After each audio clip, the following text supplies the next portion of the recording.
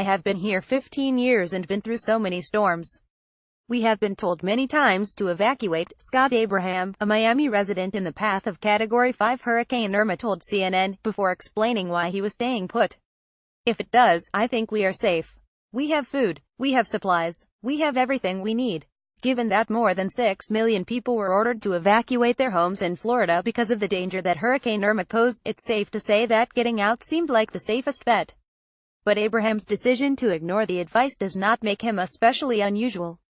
During mass evacuations, there are always people who choose to stay behind. Constant coverage of Hurricane Harvey, which is thought to have been the second most costly disaster in U.S. history, and Hurricane Irma, which has been steadily progressing through Florida after causing widespread destruction across the Caribbean, should be enough incentive to encourage people to pack up and get on the road.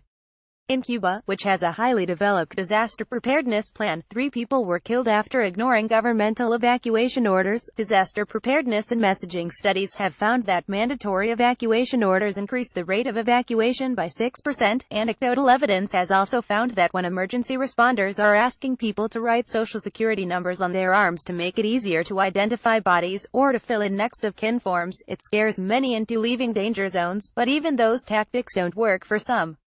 You might think that comes down to some innate trait in those determined to stick it out.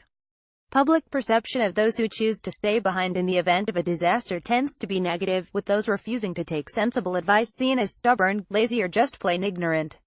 In reality, people use a combination of factors to decide whether to stay. Even under mandatory evacuation orders, many of the communities that stayed put throughout the devastation of Hurricane Katrina did so because of what they saw as the strength of their local community, preferring to weather the storm with the people they knew.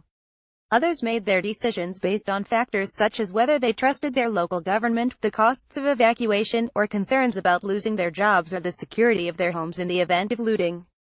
Those who already have mobility issues, such as the pregnant, disabled, or elderly, might actually not be able to leave their homes, especially as conditions worsen.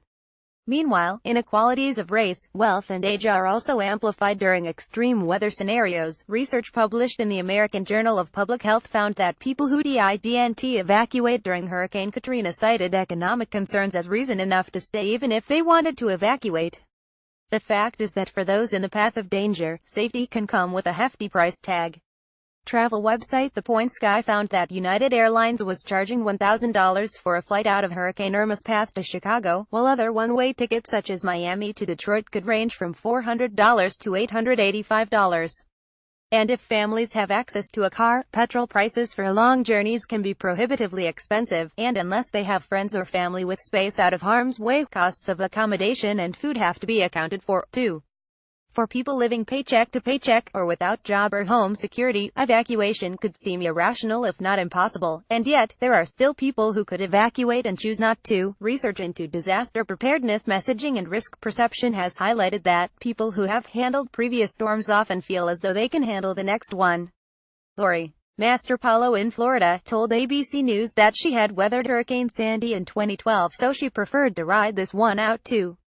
Others cite their disaster preparedness such as flood-insured houses, impact-resistant windows, or their comparative distance from the eye of the storm. Professor Walter Gillis Peacock, the director of the Hazard Reduction and Recovery Center at Texas A&M University, told the New York Times that there will always be locals that think they know better or are just hard-headed, recalcitrant, blustering individuals.